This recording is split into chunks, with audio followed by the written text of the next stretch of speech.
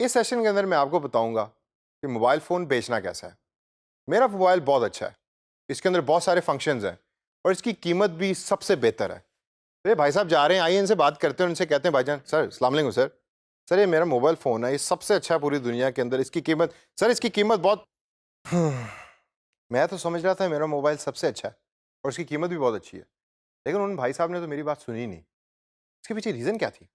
Reason ये थी कि मैं तो समझ रहा हूँ कि मेरी प्रोडक्ट सबसे अच्छी है, लेकिन जो आगे जिसको मैं बेच रहा हूँ वो नहीं समझता कि मेरे मैसेज के अंदर कोई इफेक्टिवनेस है। क्यों? क्योंकि मैं नेगोशिएट अच्छे तरीके से नहीं कर पाया। तो दोस्तों इस सेशन के अंदर मैं आपको मोबाइल बेचना नहीं सिखा रहा, मैं आपको बताऊंगा कि अपने प्रोजेक्ट्स को किस तरीके से नेगोशिएट करना है अपने पोटेंशियल क्लाइंट के साथ फ्रीलांसिंग वेबसाइट के ऊपर। और ये स्किल सबसे ज़्यादा इंपॉर्टेंट इसलिए क्योंकि अगर आपके पास सारे के सारा टूल्स का नॉलेज है, लेकिन अगर आप अच्छे नेगोशिएटर नहीं हैं तो आप हमेशा ऑन द लूजिंग साइड के ऊपर रहेंगे। तो आइए सबसे पहले देखते हैं कि कौन सी ऐसी चीज़ जिसके ऊपर आपने नेगोशिएट करना है। ये है डू योर होमवर्क। ये स्कूल वाला होमवर्क नहीं है। जब आप क्लाइंट के साथ बात करने लगे हैं और नेगोशिएट करने लगे हैं तो देखें कि क्लाइंट ने पहले किस तरीके के प्रोजेक्ट्स किए। उस तरीके के प्रोजेक्ट्स जो फ्रीलांसिंग वेबसाइट्स के ऊपर अवेलेबल हैं, किस तरीके से हो रहे हैं, उनकी प्राइसिंग स्ट्रेटजी क्या है, कितनी प्राइस के हैं, इस सब के बारे में होमवर्क करें ताकि जब आप क्लाइंट के सामने बैठें तो क्लाइंट को पता हो कि यार ये जिस बंदे से मैं नेगोशिएट कर रहा हूँ इसको पता है कि इसका मोबाइल सबसे अच्छा है और इसको पता है कि इसकी कीमत क्या है, तो वो फिर आपका मोबाइल ज़रूर खरीदेगा। मोबाइल इज़ एन एग्जाम्पल आपकी सर्विसेज। दूसरे नंबर पे हमारे पास आता है अवॉइड ईमेल। अच्छा ये बड़ा एक अजीब सा पॉइंट है, आप में से कुछ लोग मुझसे डिसएग्री भी करेंगे कि भाई ईमेल तो हमारी मेन मोड ऑफ कम्युनिकेशन है और जिन लोगों के साथ हम बात कर रहे हैं वो तो सारे पाकिस्तान से हो सकता है बाहर बैठे हों, अंग्रेजी बोलते हैं, भाई मुझे तो डर भी लगता है अंग्रेजी बोलने के अंदर, तो मैं ईमेल के बगैर उनके साथ कैसे बात करूंगा। Use video chat. मेरा ज़िंदगी का एक्सपीरियंस ये है कि जब आप किसी के सामने आमने सामने बैठ के बात कर रहे हैं तो आपका मैसेज ज़्यादा बेहतर तरीके से आपका क्लाइंट या जो दूसरी साइड पे बैठा हुआ है टेबल के वो समझ सकता है। तो अगर आप वीडियो चैट कर सकते हैं स्काइप के थ्रू तो यूज़ इट, और ये ज़्यादा बेहतर मेथड है मेरी पॉइंट ऑफ व्यू के अंदर। इससे आगे चलें तो हम देखते हैं आस्क क्वेश्चंस का एक पॉइंट मैंने लिखा हुआ है। ये आस्क क्वेश्चंस क्या है भाई? सवालों से आपने नहीं घबराना। आस्क क्वेश्चंस, क्लाइंट से पूछें, हर चीज़ के बारे में पूछें। जो चीज़ आप कंफ्यूज्ड हैं, आपको समझ नहीं आ रही, आपको पता नहीं है, वो पूछें क्लाइंट से और क्लाइंट आपको उसका आंसर देगा। क्लाइंट को बल्कि पसंद आएगा। क्यों? क्योंकि वो ये समझेगा कि आप अपनी जॉब अच्छे तरीके से करने के लिए उससे सवाल पूछ रहे हैं, which the client will actually like. इससे आगे चलें तो स्कोप ऑफ असाइनमेंट।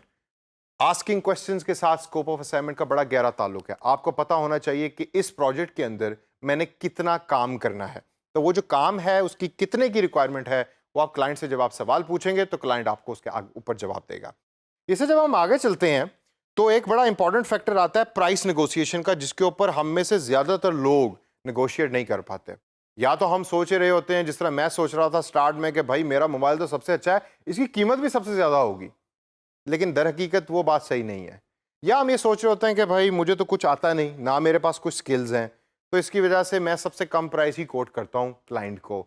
ऐसे आपने बिल्कुल नहीं करना। जब आप अपना होमवर्क कंप्लीट करेंगे तो आपको पता होगा कि इस स्किल्स का किस प्राइस के साथ ताल्लुक है और वो प्राइस आप कोट करें क्लाइंट को, और क्लाइंट जब उसको कंपेयर करे बाकी लोगों के साथ फ्रीलांसिंग वेबसाइट के ऊपर तो आपका काम हमेशा टॉप के ऊपर आए।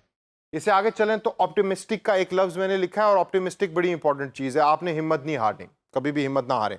अगर आपको एक प्रोजेक्ट नहीं मिला कोई बात नहीं, उससे आगे चलें। वो प्रोजेक्ट नहीं मिला कोई बात नहीं, उससे आगे चलें, लेकिन आपके अंदर हिम्मत होनी चाहिए और हमेशा दूर अंदेश बने। देखें the light at the end of the tunnel, यानी सुरंग के दूसरे पार जो लाइट है हमेशा उसको देखें। लास्ट के अंदर मैंने लिखा हुआ है बी रेडी टू वॉक। ये बी रेडी टू वॉक आप ऑलरेडी चलते भी होंगे, ये वो वाला वॉक नहीं है। जब आप नेगोशिएट कर रहे हैं क्लाइंट्स के साथ तो जहन में रखें कि जिस तरह आपको क्लाइंट की ज़रूरत है उसी तरीके से क्लाइंट को भी आपकी ज़रूरत है। तो कभी भी अपने वीक पॉइंट्स ना दें। अगर किसी स्टेज पे आप समझते हैं कि प्राइस नेगोशिएट नहीं हो पा रही, प्रोजेक्ट नेगोशिएट नहीं हो पा रहा, तो आप में ये करेज होनी चाहिए बी रेडी टू वॉक की, यानी कि be ready to walk out की। वॉक आउट कर जाए, कोई और प्रोजेक्ट आ जाएगा और आपने हिम्मत नहीं हारनी। जैसा मैंने पहले कहा था बी ऑप्टिमिस्टिक, और जब आप be ready to walk out करेंगे तो आप में कॉन्फिडेंस आएगा और इन द फ्यूचर आप शायद हो सकता है कि उससे बेहतर तरीके के प्रोजेक्ट्स कर सकें। तो दोस्तों इस सेशन के अंदर हमने बात की कि नेगोशिएट कैसे करना है क्लाइंट के साथ डिफरेंट प्रोजेक्ट्स के ऊपर। इन स्किल्स को और इन टूल्स को और इन नेगोशिएशन टैक्टिक्स को अपने जहन में रखें और उसको यूज़ करें अपनी रोज़मर्रा फ्रीलांसिंग ज़िंदगी के अंदर।